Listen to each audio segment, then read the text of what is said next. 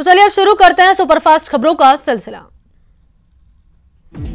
देश में स्वामित्व योजना की शुरुआत हो गई है। पीएम मोदी ने वीडियो कॉन्फ्रेंसिंग के जरिए इस महत्वाकांक्षी योजना की शुरुआत की।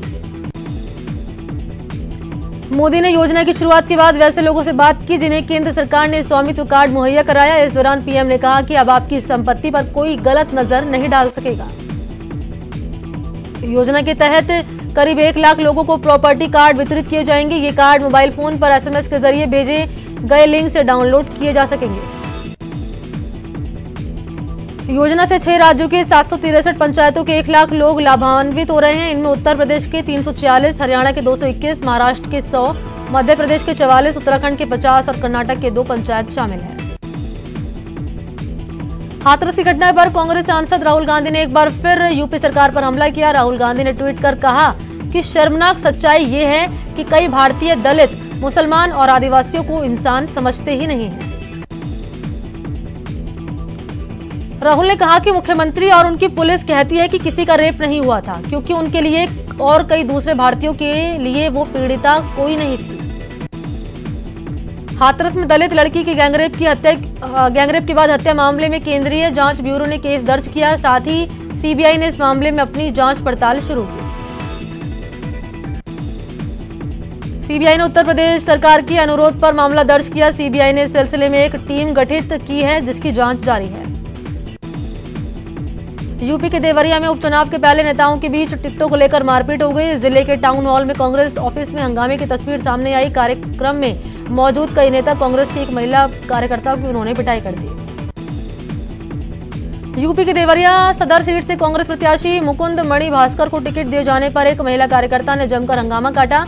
महिला उन्हें टिकट मिलने से नाराज थी। कांग्रेस कार्यकर्ताओं ने महिला के साथ मारपीट भी की। घटना का वीडियो वायरल हुआ। यूपी के देवरिया में महिला कार्यकर्ता से मारपीट मामले में राष्ट्रीय महिला आयोग ने संज्ञान लिया। ट्वीट कर रेखा शर्मा ने लिखा कि घटना का संज्ञान लिया है। कांग्रेस के कुछ नेताओं की महिला के साथ मारपीट की घटना शर्मनाक है। ऐसे लोग राजनीति में हैं, दुखद है। खेल मंत्री किरण रिजिजू ने भी ट्वीट कर महिला कार्यकर्ता की पिटाई की निंदा की। उन्होंने लिखा कि चुनावी टिकट मांगने के लिए कांग्रेस पार्टी के नेता महिला की पिटाई कर रहे हैं। वहीं सांसद अनुराग ठाकुर ने भी कांग्रेस पर निशाना साधा। उन्होंने लिखा कि अब नियमों का उल्लंघन, अवार्ड वापसी, डेमोक्रेसी की मौत और नारीवादी गिरोह कहां हैं। महिला सुरक्षा की बात करने वालों का चेहरा सामने आया। बेंगलुरु में युवकों का बाइक स्टंट तेजी से वायरल हुआ। सड़क पर 6 लड़के खतरनाक स्टंट कर रहे हैं। लड़कों के खिलाफ केआरपुरम थाने में केस दर्ज हुआ है। गुवाहाटी का कामाख्या मंदिर 7 महीने बाद खुल गया। हालांकि मंदिर का गर्भगृह बंद रहेगा। भक्त मंदिर का परिक्रमा कर सकते हैं। शहर की सरकार के लिए बिगुल बज गया है। 3 शहर, 6 निगम और 560 वार्ड, जिसके लिए 2 चरणों में 29 अक्टूबर और 1 नवंबर को वोटिंग होगी और 3 नवंबर को नतीजे आएंगे। वहीं कोचिंग सिटी में पहली बार 2 नगर निगम के चुनाव होंगे और इस चुनाव में 150 वार्ड पार्षद चुने जाएंगे। नगर निगम चुनाव का बिगुल बजते ही सरगर्मियां तेज हो गई हैं। कोटा में आज बीजेपी प्रदेश अध्यक्ष सतीश पूनिया ने पदाधिकारियों की बैठक ली और चुनावी तैयारियों की घोषणा की। तो वहीं कांग्रेस ने भी नगर निगम चुनाव को लेकर ताल ठोक दी। जयपुर के तुंगा ग्राम पंचायत में नतीजों को लेकर बवाल शुरू हुआ। सरपंच पद की रीकाउंटिंग करवाने पर ग्रामीण अड़े हुए हैं। बड़ी संख्या में मतदान केंद्र के बाहर ग्रामीणों का धरना जारी है। श्रीगंगानगर सर्किट हाउस से लोग खासा प्रभावित हो रहे हैं। सर्किट हाउस के बदले हुए रंग रूप से काम करने वाले अधिकारी और कर्मचारी पॉजिटिव एनवायरनमेंट में काम कर रहे हैं। सर्किट हाउस में 2 VVIP room, 2 semi VVIP room समेत कुल 20 कमरे उपलब्ध हैं। सुरक्षा के लिहाज से श्रीगंगानगर सर्किट हाउस में कुल 16 सीसीटीवी कैमरे लगवाए गए ताकि चप्पे चप्पे पर नजर रखी जा सके। इस सर्किट हाउस में ठहरने वालों के लिए गेस्ट के लिए बनाया गया है। गार्डन में केवल मॉर्निंग वॉक, योगा नहीं। प्रभारी मंत्री बीडी कल्ला ने भी इस गार्डन में बैठकर जनसुनवाई की है। तो चलिए सुपरफास्ट खबरों के सिलसिले को आगे बढ़ाते हैं। स्वच्छता के मामले में डूंगरपुर शहर ने प्रदेश का नाम देश विदेश में रोशन किया। डूंगरपुर के तर्ज पर प्रदेश के अन्य शहरों को भी स्वच्छ और हरा भरा बनाने की दिशा में काम शुरू किया होगा।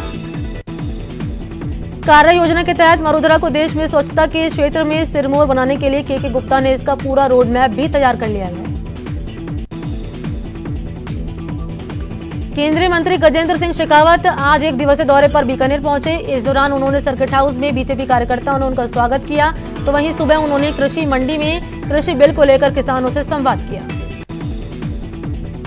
बीकानेर में कृषि बिल को लेकर व्यापारी और किसानों से संवाद कर रहे थे। इस दौरान कुछ लोगों ने हंगामा भी किया। केंद्रीय मंत्री गजेंद्र सिंह शेखावत ने बताया कि संवाद कार्यक्रम में कुछ लोग बाहरी हैं, उन्होंने यहां पर हंगामा करने की प्लानिंग पहले से ही बना ली थी।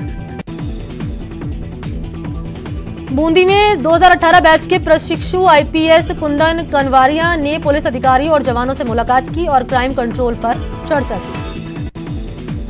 भरतपुर में मृदा स्वास्थ्य कार्ड योजना किसानों के लिए वरदान साबित हो रही है। किसानों के खेती की मिट्टी की जांच कर उन्हें उन्नत फसल की बुआई करने और खेतों में उर्वरक खाद डालने की सलाह कृषि विभाग दे रहे हैं। अलवर में बानासुर के बुटेरी टोल से गुंडागर्दी की तस्वीर सामने आई। बुटेरी टोल पर दहशत का माहौल हो गया। बुटेरी टोल का वीडियो सोशल मीडिया पर वायरल हुआ। सीकर में सेंट्रल बैंक ऑफ कैनरा में गुरुवार को 1.5 करोड़ की लूट की कोशिश नाकाम हुई। पूरी वारदात सीसीटीवी में कैद हो गई। बैंक कर्मियों की सजगता से वो लूट कामयाब नहीं हो पाई। पुलिस ने चोरों को गिरफ्तार कर लिया। कोटा में कुछ बाइक सवार बदमाशों ने जमकर उत्पात मचाया। बदमाशों ने कई वाहनों में तोड़फोड़ की। प्रॉपर्टी विवाद में तोड़फोड़ की गई। वारदात सीसीटीवी में कैद हो गई। भरतपुर की लखनपुर थाना पुलिस ने अवैध शराब के साथ 245 लीटर स्प्रिट बरामद किया। मौके पर 120 पौवे देसी शराब के बरामद हुए। पुलिस आरोपियों की जांच में जुटी हुई है। चूरू के चांदनी चौक इलाके में ऑटो चालक से 2 बदमाशों ने जमकर मारपीट की। आरोपी के खिलाफ मामला दर्ज कर लिया गया। पुलिस मामले की जांच कर रही है। चूरू के वार्ड 46 में एक युवक की लाठी डंडे से पीट कर हत्या करने के मामले में पुलिस ने आरोपी को गिरफ्तार किया। आरोपी 17 सितंबर से फरार चल रहा था। सिरोही के शिवगंज थाना क्षेत्र के जोगापुरा में दिल दहला देने वाली घटना सामने आई। एक विवाहिता ने अपने 2 मासूम बच्चों के साथ टाके में कूदकर जान दे दी। पुलिस मामले की जांच में जुटी है। कोटा रेलवे सुरक्षा बल की अपराध शाखा ने 2 रेल ई टिकट दलालों को गिरफ्तार किया। उनके कब्जे से 935 टिकटों का 12,65,000 रुपए का रिकॉर्ड बरामद किया। कोटा के मंडाना थाना इलाके में मंडाना गांव के पास मोटरसाइकिल सवार पति पत्नी को अज्ञात वाहन ने टक्कर मार दी। हादसे में दंपत्ति गंभीर रूप से घायल हो गए। 12 में ट्रैक्टर ट्रॉली असंतुलित होकर पलट गई, जिससे चालक ट्रैक्टर के नीचे फंसकर दब गया। कड़ी मशक्कत के बाद ट्रैक्टर के नीचे से चालक को बाहर निकाला और अस्पताल में भर्ती कराया गया। अजमेर दरगाह थाना पुलिस ने नकाबजनी के आरोपी को गिरफ्तार करने में सफलता हासिल की और आरोपी के कब्जे से जेवरात और मोबाइल बरामद किए। टोंक में शीत ऋतु के दस्तक के बीच चोरों ने एक बार फिर से सोने घरों को अपना निशाना बनाना शुरू कर दिया है। उदयपुर के राजनगर थाना क्षेत्र के नेशनल हाईवे पर बेकाबू ट्रैक्टर ने बाइक समेत एक टेम्पो को अपने चपेट में ले लिया, जिससे बाइक दंपत्ति की मौके पर ही मौत हो गई। 12 के अटरू कस्बे में 132 केवी जीएसएस ग्रिड स्टेशन में भीषण आग लग गई। वहीं एक स्कूटी भी धू धूकर जलकर पूरी तरह से राख हो गई। बूंदी में आग का तांडव देखने को मिला। कबाड़ी की दुकान में भीषण आग लग गई, जिससे लाखों का सामान जलकर राख हो गया। अलवर के किशनगढ़ बास नगरपालिका के वार्ड 9 में अज्ञात कारणों से कड़बी में भीषण आग लग गई, जिससे ग्रामीणों में अफरा तफरी मच गई है। 12 में NH-27 पर खुशियारा के पास एक कार और बाइक की भिड़ंत हो गई। हादसे में बाइक सवार व्यक्ति गंभीर रूप से घायल हो गया। झालावाड़ के टोकड़ा गांव में कुएं में डूब जाने से एक युवक की दर्दनाक मौत हो गई। मौके पर पहुंचे ग्रामीणों ने और पुलिस के सहयोग से युवक को शव बाहर निकाला गया। कोटा के मोडक थाना क्षेत्र में एक दर्दनाक सड़क हादसा हो गया। बाइक सवार युवक के पैरों को भारी भरकम कंटेनर ने कुचल दिया। युवक अस्पताल में जिंदगी और मौत की जंग लड़ रहा है। अलवर के रेडी थाना क्षेत्र के रहने वाली एक विवाहिता ने जहरीला पदार्थ खा लिया, जिसके बाद महिला को गंभीर हालत में परिजनों ने अस्पताल में भर्ती कराया, जहां इलाज के दौरान उसकी मौत हो गई।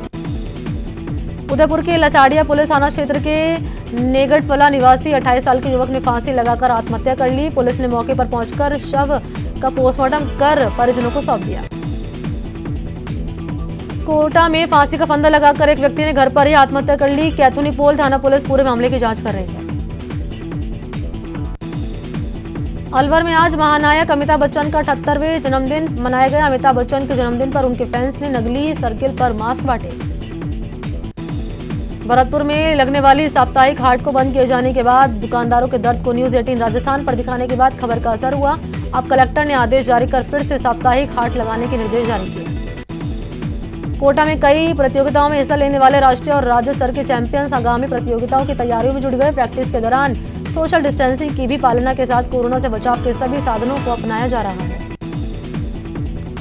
भरतपुर में ब्राह्मण समाज समिति ने पुजारी बाबूलाल की हत्या के विरोध में तहसीलदार को ज्ञापन सौंपा और परिजन को न्याय दिलाने की मांग की। हाथरस कांड के विरोध में राजसमंद के वाल्मीकि समाज ने जन आक्रोश यात्रा निकाली और मानव श्रृंखला बनाकर प्रदर्शन करते हुए ज्ञापन दिया।